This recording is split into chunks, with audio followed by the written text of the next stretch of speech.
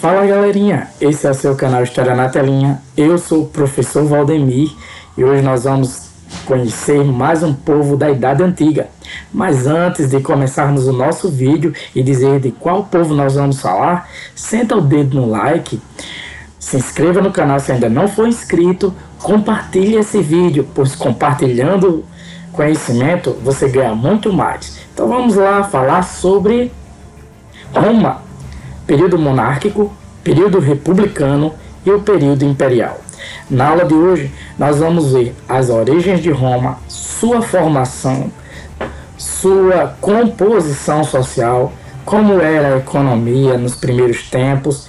Nós vamos ver 3 períodos em que um rei governava, depois que o Senado governava, e nós vamos ver o início do Império.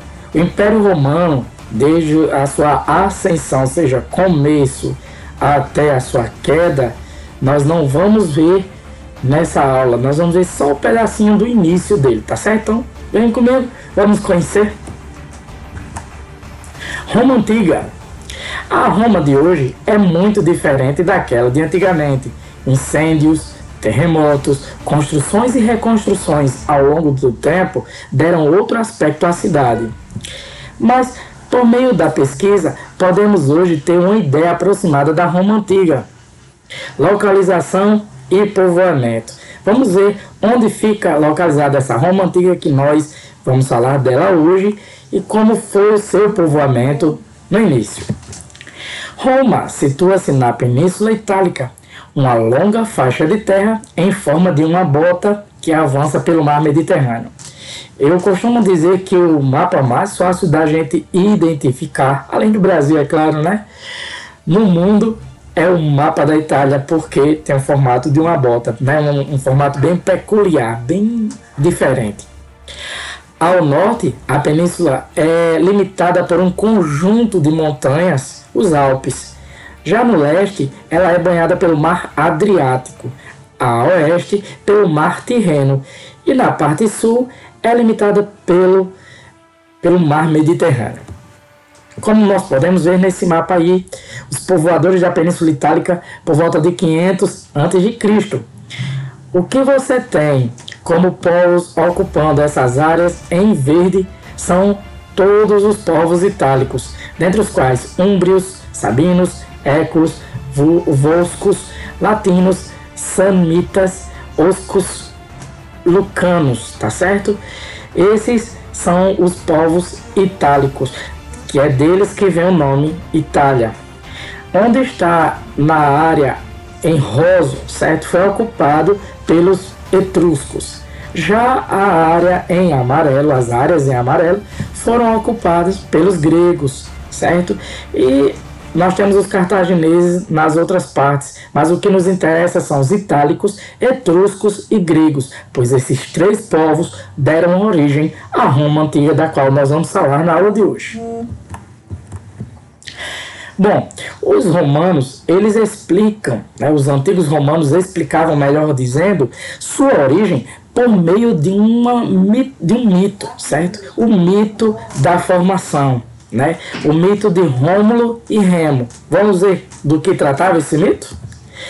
Segundo a mitologia romana, os gêmeos Rômulo e Remo, certo? Eles foram jogados pelo próprio avô no Mitor, no rio Tibre, na Itália. E por que eles foram jogados? Porque conta o mesmo mito que o deus, aliás, que no Mitor ele recebeu uma profecia, a qual dizia que um dos netos, né, quando nascesse, iria, quando crescesse, matá-lo. Para que a profecia não se cumprisse, ele prendeu sua própria filha, né, no palácio. Só que Júpiter, que é o correspondente a Zeus na mitologia grega, né, então Júpiter, o pai dos deuses na mitologia romana, se disfarçou de homem, né? Tomou forma humana e teve uma relação com a filha de Numitor. Ela engravidou e deu à luz 2 filhos, né? Gêmeos, e deu-se os nomes de Rômulo e Remo. Ao saber disso, né, que a filha estava grávida, Numitor deixou que a gravidez prosseguisse, só que quando os gêmeos nasceram, eles foram abandonados à beira do rio Tibre, na Itália, para morrerem, né, ao léu. Só que eles foram resgatados por uma loba, que na mitologia, né, nesse mito, tem o nome de Capitolina. Ela os amamentou e, no caso aqui, Capitolina, nessa escultura, e você tem os 2, né, gêmeos ali mamando em suas tetas, Rômulo e Remo. Então eles foram criados posteriormente por um casal de pastores. Ao crescerem, foi-lhes contados, né, a sua origem nobre. Eles voltaram até Alba Longa, que era a terra natal deles, onde Numitor era o rei. Só que a terra tinha sido tomada por outro, né, por um golpista. E aí eles ajudaram o avô a retomar a terra. Quando o avô, né, retomou a sua posição de rei, então ele, como forma de gratidão, deu terras aos 2 para eles fundarem uma cidade, certo?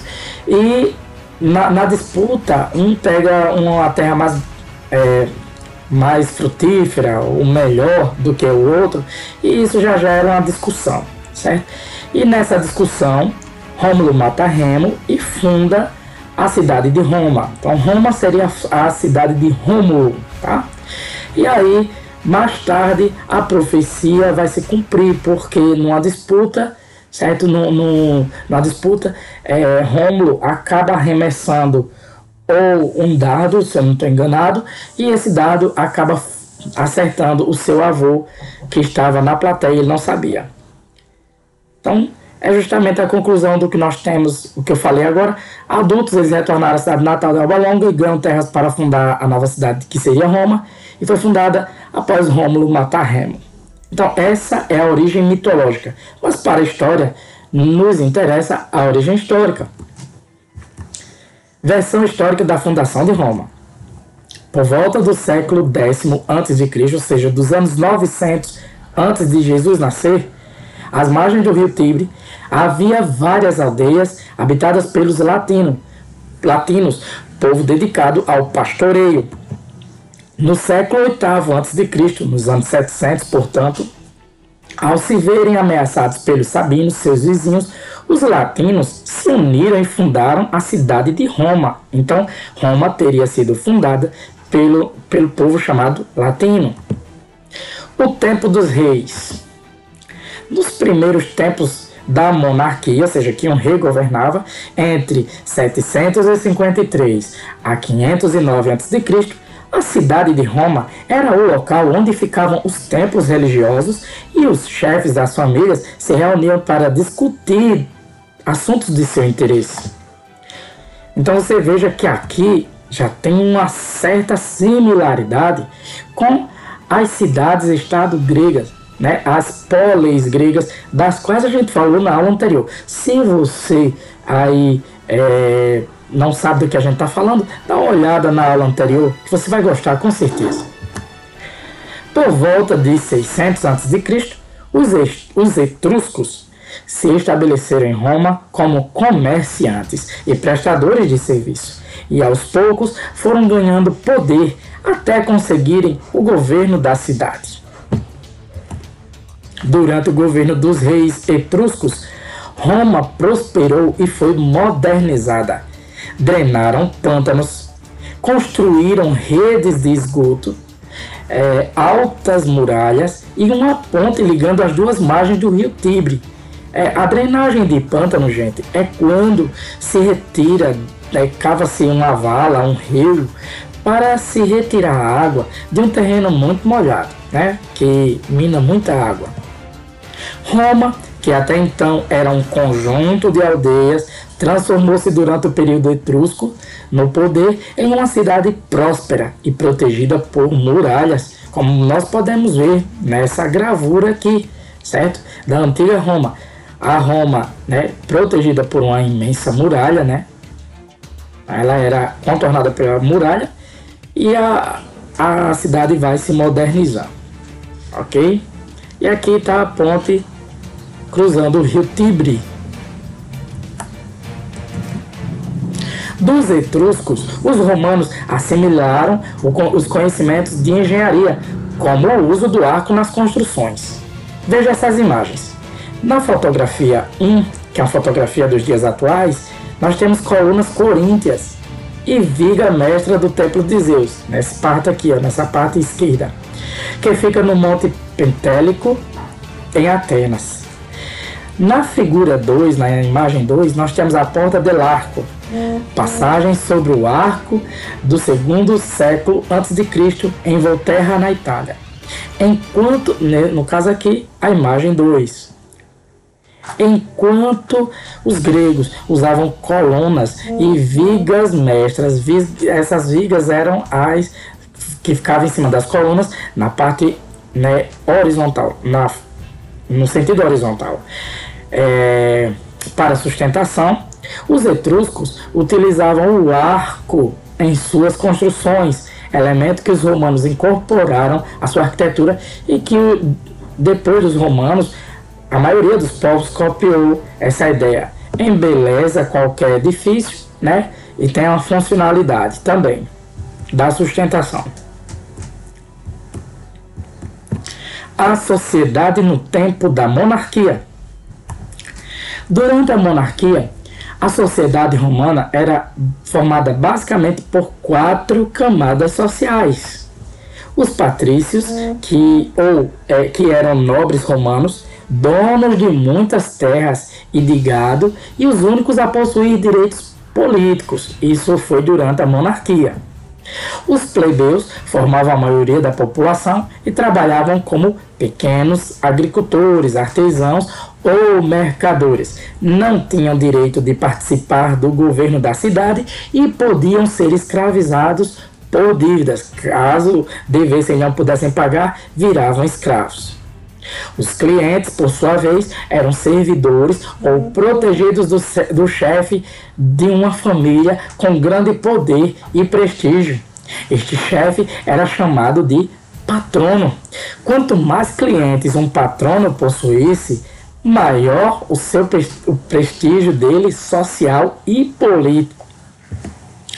Havia ainda um pequeno número de escravizados, prisioneiros de guerra, pessoas que não conseguiam saldar suas dívidas ou tinham sido condenadas pela justiça. Então, a escravidão no período monárquico romano se dava ou por prisão em guerra, ou por insolvência de dívida, você não conseguia pagar uma dívida, ou ainda por uma condenação na justiça. Então, aqui nós temos um resumo da sociedade romana durante o período monárquico. Aqui nós temos os patrícios, fundadores de Roma e seus descendentes, os maiores proprietários de terra.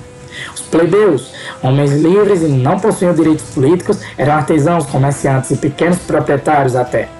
Os clientes, por sua vez, eram descendentes dos patrícios que lhes davam proteção e trabalho em troca de seus serviços e de votos nas eleições. Já os escravos eram prisioneiros de guerra e seus descendentes, ou pessoas que não pagavam suas dívidas. A política no tempo da monarquia. Nos tempos em que Roma era uma monarquia, o rei era a maior autoridade da cidade, mas não governava essa cidade sozinho. Além dele, havia o Senado, formado pelos chefes das principais famílias patrícias, e também uma assembleia composta de soldados com até 45 anos. Na Roma antiga, o cargo de rei não passava de pai para filho. Olha que interessante. Quando um rei morria, o Senado escolhia quem iria sucedê-lo. E a Assembleia, né, que era composta pelos soldados de até 45 anos, se manifestava contra ou a favor dessa decisão. Portanto, o rei tinha o seu poder limitado pelo Senado e pela Assembleia. Os patrícios, que controlavam o Senado romano, nunca se conformaram com o domínio etrusco sobre Roma. Então, nós tínhamos aí já uma crise política, né? Uma rivalidade entre dois grupos, um que estava no poder da monarquia, que eram os etruscos, e os patrícios que por sua vez eram descendentes dos fundadores de Roma e que dominavam o Senado. Então, cada grupo queria dominar mais do que o outro. No ano de 509 a.C., aproveitando-se do envolvimento dos etruscos em guerra com povos vizinhos, os patrícios derrubaram o rei etrusco Tarquínio, o Soberbo, e fundaram a República.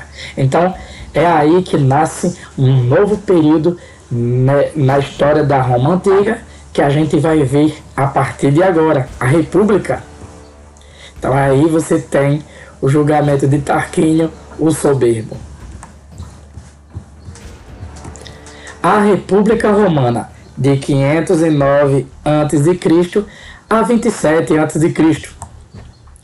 Com a proclamação da República, os patrícios passaram a controlar o poder, que antes era dominado pelos etruscos, lembre-se, reservando para si os mais altos cargos do governo. República Romana passou a ser governada por magistrados, pelo Senado e pelas Assembleias. Conheça os principais magistrados e suas atribuições. Nós tínhamos os cônsules. Havia 2 cônsules. Um deles comandava o exército. Já o outro presidia o Senado e administrava a cidade. Os cônsules, eles tinham um papel meio que de chefes militares, certo? E também de prefeitos, para a gente entender bem, já que a gente está falando de cidade. Os pretores eram responsáveis pela aplicação da justiça, tipo juízes. Os questores cuidavam da arrecadação dos impostos e das despesas públicas. Isso aqui seria a Secretaria de Fazenda, né? Cuidava da questão dos tributos. Os edis eram responsáveis pelo policiamento, pelo abastecimento e pela conservação das ruas e pela organização dos espetáculos públicos. Era um organizador, um secretário de administração, inclusive secretário de segurança. Os censores faziam a contagem da população. Vem de censo a palavra. Censo é contar, né? A palavra censo com C é contagem. Então fazia a contagem da população, classificando as pessoas de acordo com as posses. Se tivesse alguma posse, era numa categoria mais acima. Se não tivesse posse nenhuma, mais abaixo. O ditador era quem governava Roma com plenos poderes por um período de 6 meses em caso de grave ameaça à república. Guerra, por exemplo, era eleito pelo Senado. Então o ditador, ele era um cargo esporádico e também era um cargo que não era contínuo, né? Então era esporádico. Se houvesse ameaça, se houvesse algum conflito, então ele era eleito, mas tinha um prazo de governar, né? Ele poderia governar, tomar as medidas que achassem necessárias por um período de 6 meses no máximo. Os magistrados romanos. O Senado era formado por 300 membros vitalícios, todos patrícios. Lembre-se que lá na Grécia Antiga nós tínhamos a bulé, que era o correspondente ao Senado, certo? Um grupo de pessoas que ia trabalhar para elaborar as leis, né, lá na cidade de Atenas, na Grécia Antiga, e era composta por 500 pessoas. Aqui o Senado eram 300 senadores, tá certo? Suas principais funções eram controlar o tesouro público e propor a guerra ou a paz. Na República Romana, somente os patrícios podiam ocupar os altos cargos no governo, isto é, os cargos de magistrado e de senador. Por isso é considerado por alguns historiadores o principal órgão da República. E aqui você tem uma imagem que mostra como era um Senado romano, certo? Você vai ter, inclusive, a maioria deles, homens de alguma idade, certo? De 50 anos acima. Por quê? Porque senador vem da palavra latina senex. Senex quer dizer idoso, pessoa experiente, né? Senhor. As assembleias, por sua vez, eram três: a Assembleia das Tribos, a Assembleia da Plebe e a Assembleia Centuriata. Você vai ver cada uma a partir de agora. A Assembleia das Tribos era uma reunião dos cidadãos conforme o local de residência ou a origem. Ela elegia os questores, né, que eram aqueles que cuidavam, né, para que os questores, eles cuidavam de questões a respeito da cidade, e também dos edis, que eram aqueles que cuidavam das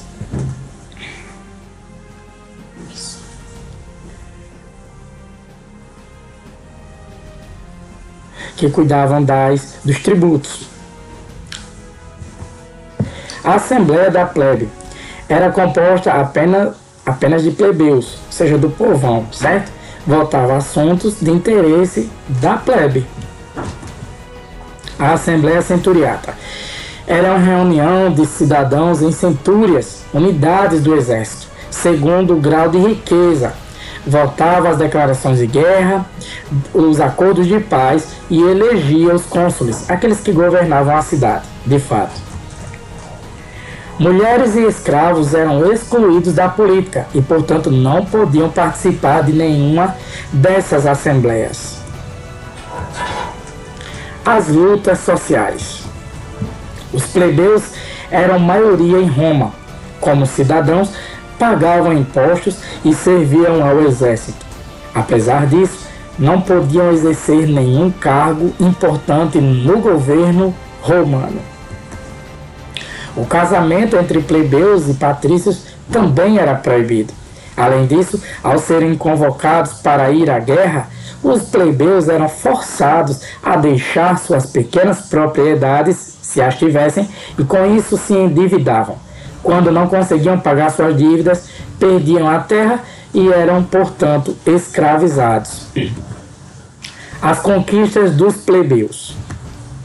Cientes da sua importância para a economia e a segurança de Roma, já que eles participavam do exército em caso de guerra, os plebeus iniciaram a luta por igualdade de direitos e promoveram muitas revoltas.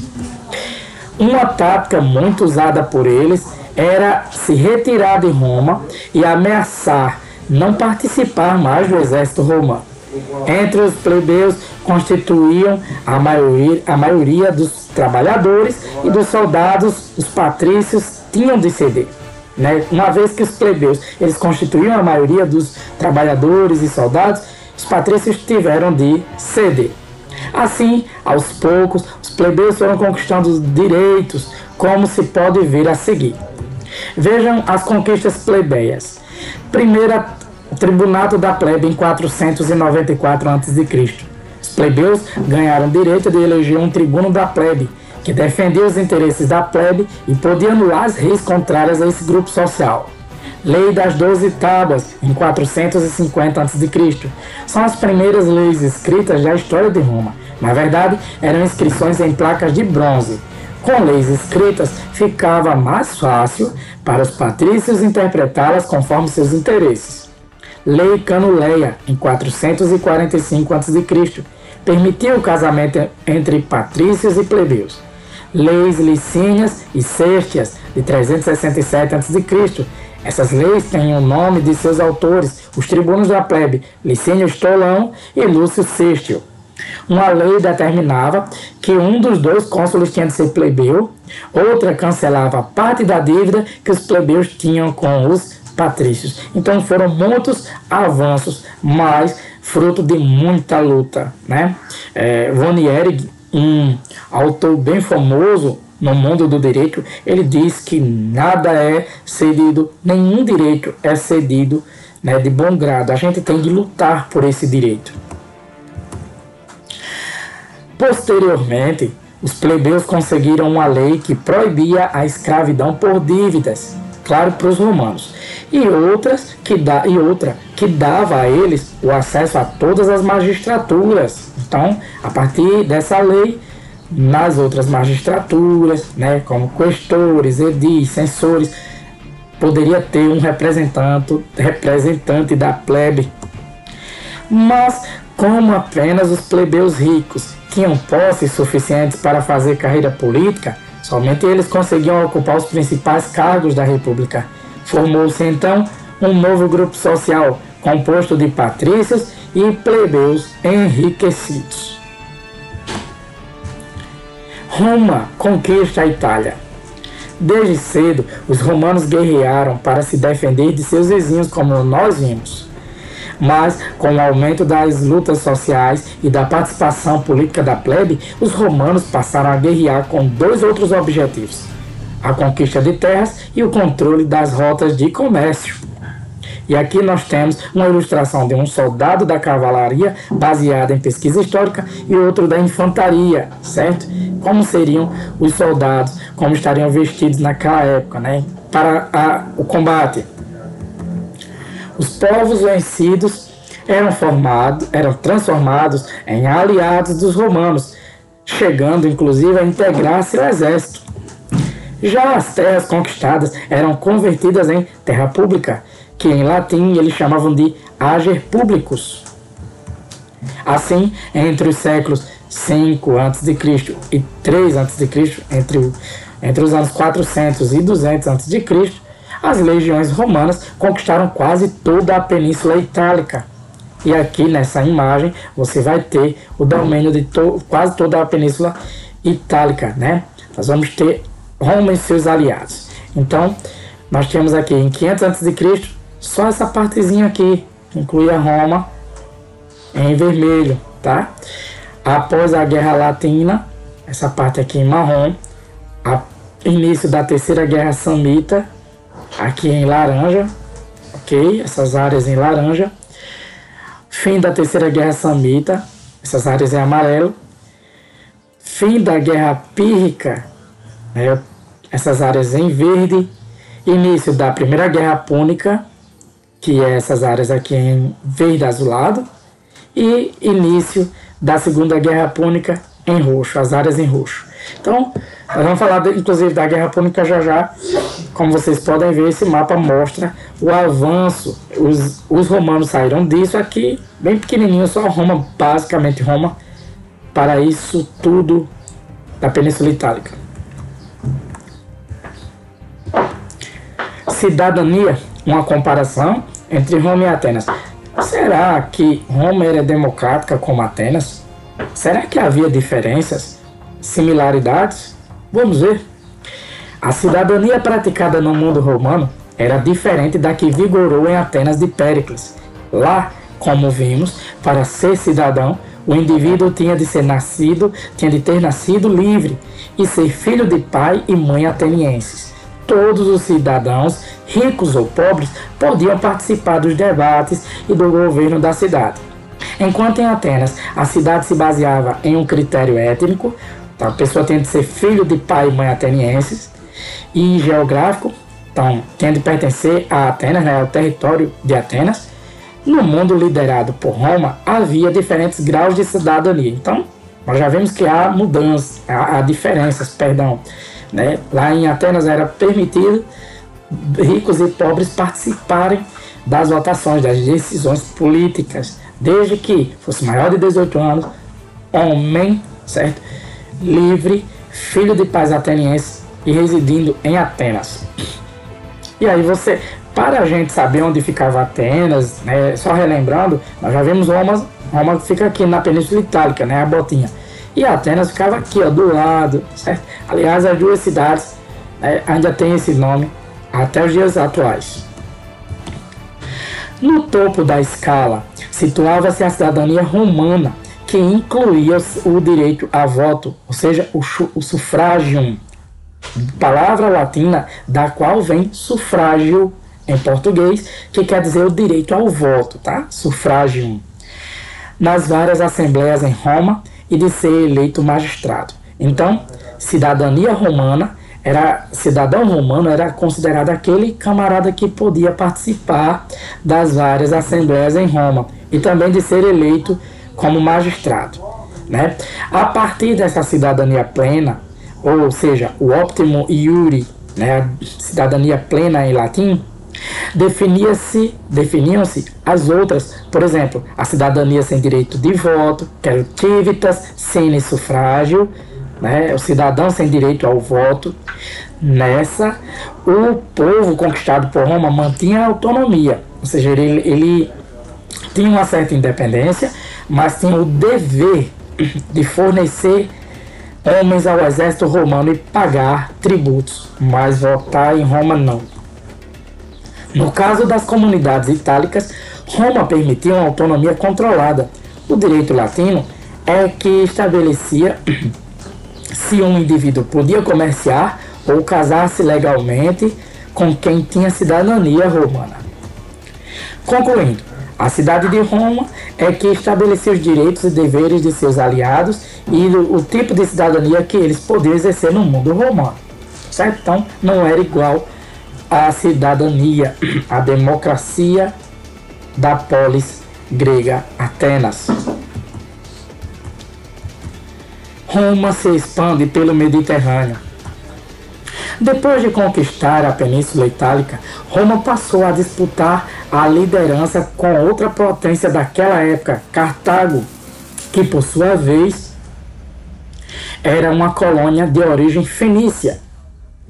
A disputa pelo controle do comércio no Mediterrâneo Ocidental deu origem a 3 guerras entre Roma e Cartago, as chamadas Guerras Púnicas, assim chamadas porque os romanos denominavam os fenícios de Punite ou Poenite, ou seja, de origem fenícia.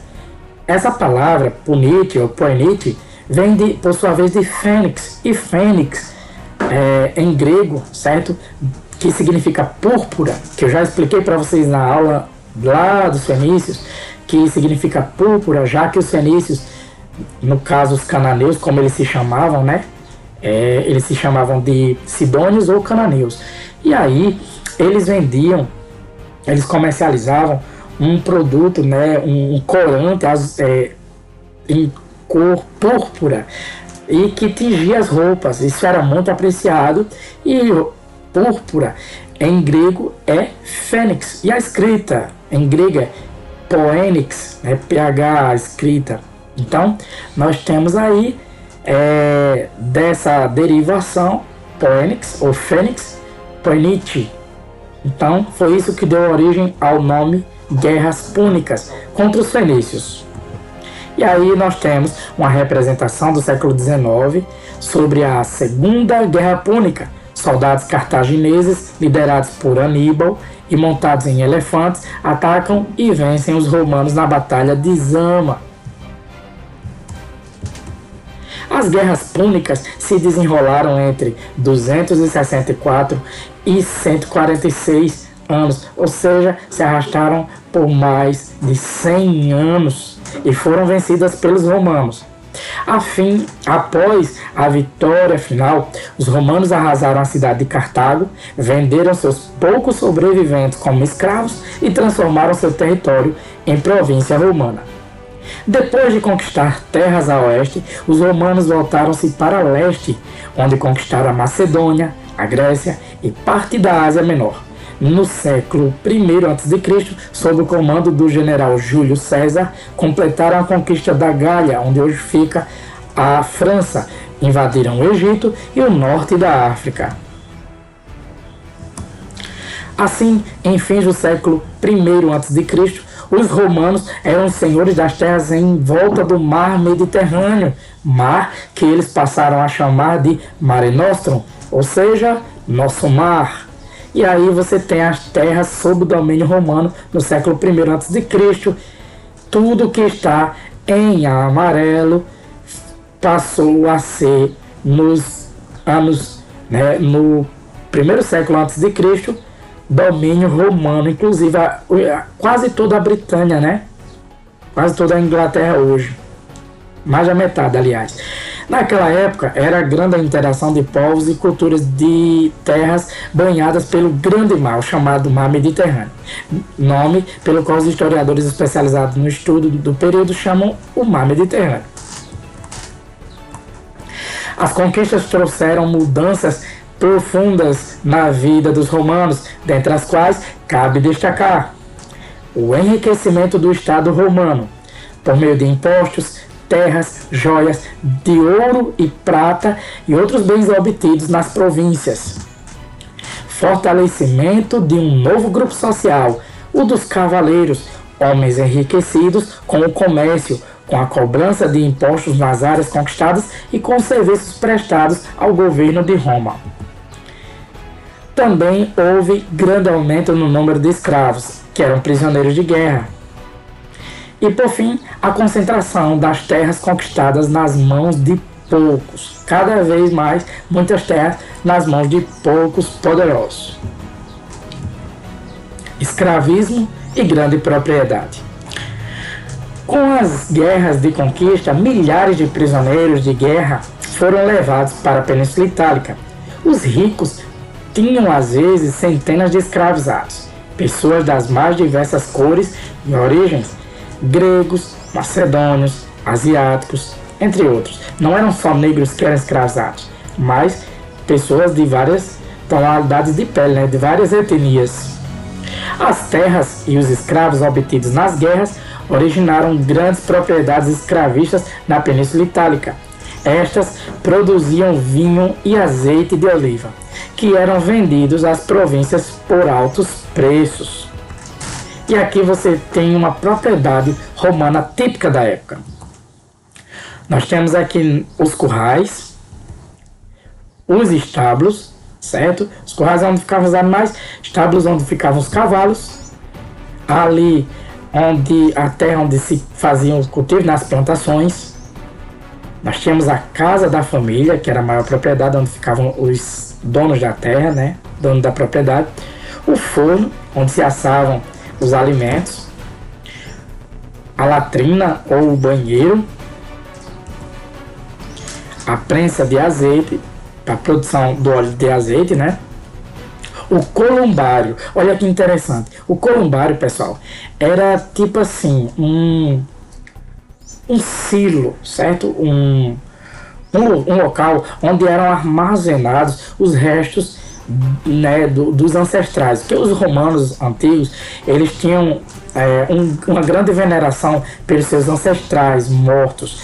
Então, eles pegavam os restos mortais, os ossos, certo? Colocavam em urnas, pequenas caixas, e aí essas urnas, por sua vez, eram colocadas nesse grande reservatório chamado de columbário. Também tínhamos o armazém e o celeiro para guardar os grãos. O administrador da grande propriedade era um capataz, geralmente um escravo com direitos que outros não tinham, como o de casar, por exemplo. É preciso dizer que na propriedade escravista, os escravos eram a maioria, mas havia também trabalhadores livres. A pequena propriedade camponesa, porém, não desapareceu, mas passou a produzir apenas para subsistência e para mercados locais. A resistência à escravidão. Durante a expansão romana pelo Mediterrâneo, ocorreram várias revoltas de escravos nos domínios romanos. Porém, a maior delas ocorreu em Capua, no sul da Península Itálica, e foi liderada por Espartaco. Inclusive, tem uma série na Netflix e um filme muito antigo sobre Espartaco que não são recomendados para menores de idade, mas há essas produções sobre esse escravo romano. Espartaco foi capturado pelos romanos no norte da Grécia e tornou-se um gladiador. Gladiador, pessoal, era um lutador da época, certo? Era um escravo que ele havia sido aprisionado na guerra, certo? E lutava ou pelo direito da liberdade ou por uma obrigação de seus senhores. Ele lutava contra outros em espetáculo tipo do Vale Tudo, só que valia tudo mesmo e era até a morte as lutas entre os gladiadores. A revolta de Espartaco. Em busca de liberdade, dezenas de escravos liderados por Espartaco iniciaram em 73 a.C. uma das maiores rebeliões do mundo antigo. Milhares de escravizados e homens livres pobres aderiram à rebelião, à frente de um exército de ex-escravos que chegou a ter cerca de 100 mil combatentes. Espartaco venceu tropas romanas por diversas vezes e dominou boa parte do sul da Itália. Então aqui você tem uma gravura que representa um desses conflitos entre as tropas romanas e as tropas de Espartacus. Em 71 a.C., portanto 2 anos depois do início da rebelião, os exércitos romanos se uniram e conseguiram vencer os rebeldes. Como castigo exemplar, Espartaco e cerca de 6 mil seguidores foram presos, crucificados, à semelhança de Jesus, e expostos ao longo da Via Ápia, estrada que ligava Roma a Capua, né? Ligava Roma à cidade de origem da rebelião. Então aqui você tem uma imagem que representa a crucificação na Via Ápia, né? Durante a estrada. 6 mil homens crucificados. Diga aí. Uma cena aterrorizante, né? Mas era o recado que o governo romano estava dando para todos aqueles que se rebelassem contra eles. E de fato Roma era muito cruel com seus inimigos. A luta pela terra. Para os homens ricos, as guerras traziam a oportunidade de se tornarem ainda mais ricos, fosse obtendo terras, fosse cobrando impostos. Já para os pequenos agricultores, a guerra geralmente significava prejuízo. Muitos deles morriam combatendo a pé e nas primeiras fileiras. Os que conseguiam voltar para casa com vida, depois de anos de ausência, encontravam sua propriedade devastada ou invadida.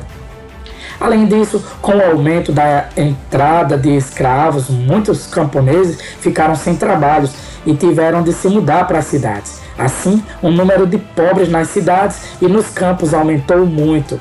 Isso vai gerar uma questão sobre o pão e circo que a gente deve tratar na próxima aula, viu? A política do pão e circo. Mas não agora. Os irmãos Graco. Buscando resolver o problema da concentração da terra nas mãos de poucos em 133 a.C., o tribuno da plebe, Tibério Graco, propôs uma reforma agrária que, primeiro, esse aí é Graco, primeiro, limitava o tamanho da terra que um indivíduo podia possuir. Segundo, distribuía lotes de terra entre os cidadãos pobres. A reforma teve total apoio dos camponeses, mas foi mal recebida pelos grandes proprietários, é claro. A tensão entre uns e outros aumentou e um tumulto ocorrido em uma assembleia, em um tumulto, Tibério acabou sendo assassinado. Em 123 a.C., Caio Graco foi eleito tribuno da plebe e deu continuidade à reforma iniciada por seu irmão Tibério. Aqui você tem uma imagem que representa como Caio ele era querido pelas pessoas, pelos populares, principalmente pelos plebeus. Além disso, Caio conseguiu aprovar duas importantes leis. Uma lei que estendia a cidadania romana a alguns povos aliados. Veja que, além de Roma, outros povos aliados poderiam se tornar cidadãos a partir de então. E outra lei que obrigava o governo romano a pagar o equipamento dos soldados que iam para a guerra. Antes, para ir para a guerra, você tinha de pagar o equipamento, você tinha de adquiri-lo, certo? Mas com essa lei proposta por Caio, o governo era obrigado a pagar por esse equipamento. Com essas propostas, Caio Graco acabou atraindo inimigos poderosos. E ao perceber que ia ser morto numa cilada, pediu que um escravo o matasse. E nessa imagem você tem uma representação da morte de Caio Graco por um escravo. antes dele ser morto pelos poderosos. E aqui você tem a representação dos irmãos Tibério e Caio Graco. Note que eles seguram um papel que simboliza suas propostas interrompidas pela morte violenta que ambos sofreram. A ascensão dos militares. Além do problema da terra, outro sinal da crise da República provinha do exército. No ano de 107 a.C., o general Mário promoveu uma reforma militar, instituindo o pagamento de salários a soldados. Antes, os soldados não recebiam salários. Eles poderiam participar, recebendo alguma recompensa pelas conquistas, mas não havia salário. E aí você tem esse moço aí, certo?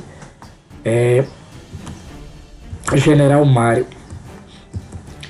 Com isso, muitos homens pobres alistaram-se como soldados permanentes. Além do salário, recebiam dos seus generais parte do saque realizado durante uma conquista e lotes de terra ao concluírem seu tempo no exército.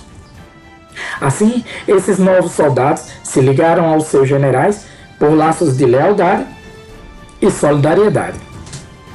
Apoiados por suas tropas, os generais ganharam força e passaram a disputar o poder político. Um dos generais que se sobressaiu na época foi Júlio César, o conquistador da Gália, do qual a gente vai falar, tá certo? Júlio César é uma estátua em sua homenagem. Asterix. História ou fantasia? Vários episódios da conquista da Gália serviram como temas do gibi Asterix, criado por René Goscinny e Albert Udezo. Asterix é um guerreiro gaulês, lá da Gália, portanto, e muito esperto, que ao beber a poção mágica criada pelo druida sacerdote Panoramix, ganha temporariamente grande força. Graças à poção mágica, a aldeia de Asterix realizou algo quase impossível. Resistiu ao Império Romano. O melhor amigo de Asterix é Obelix, um gaulês bonachão que, apesar, ou seja, bem bobão, engraçado, que apesar do tamanho tem um coração de uma criança. Obelix possui grande força, pois caiu em um caldeirão da poção mágica quando ainda era pequeno. Asterix foi sucesso não apenas na França, mas em vários países, inclusive no Brasil. Mas cuidado, Asterix é uma invenção de seus autores, não tem nenhum compromisso com a pesquisa histórica. Então, o plano de fundo de Asterix é a luta dos gauleses contra o domínio romano. Esse é o plano de fundo. Mas é claro que os seus personagens não são reais, nem o que eles relatam.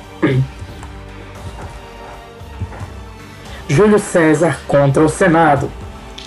Aproveitando da sua enorme popularidade em 60 a.C., Júlio César juntou-se aos generais Pompeu e Crasso e formou com eles o primeiro triunvirato, um acordo entre 3 generais, daí o nome triunvirato, pelo qual um se comprometia a ajudar o outro para controlar o poder de Roma. E aí está o primeiro triunvirato, certo? Júlio César junto com Pompeu e Crasso. Depois de conquistar a Gália, Júlio César voltou a Roma, venceu as tropas de Pompeu e tomou o poder. Então ele deu um golpe no seu próprio aliado. A seguir, exigiu que o Senado lhe desse o cargo de ditador. Lembram do cargo de ditador, que só era criado em tempos de crise, como declarações de guerra, e tinha 6 meses de duração? Pois é, Júlio César exigiu esse cargo e tomou medidas que aumentaram sua popularidade.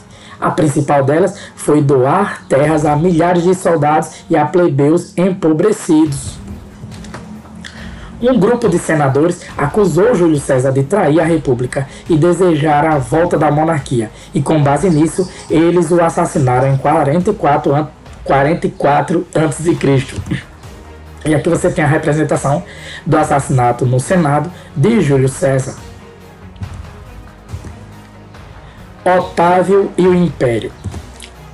Com a morte de César, formou-se o segundo triunvirato, integrado pelos generais Otávio, Marco Antônio e Lépido, que eram esses moços aqui, ó. Marco Emílio Lépido, Marco Antônio e Otávio Augusto. A disputa pelo poder opôs as tropas de Otávio às de Marco Antônio e Cleópatra,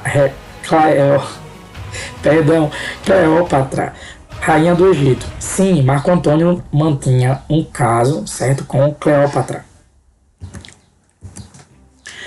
A vitória coube a Otávio, que, ao retornar a Roma, pressionou o Senado a lhe dar vários títulos, entre eles o de príncipe, líder do Senado e mais importante cidadão de Roma, o de Augusto, venerado, ou seja, deveria ser adorado como um deus, e também o de imperador, comandante dos exércitos, no ano de 27 a.C.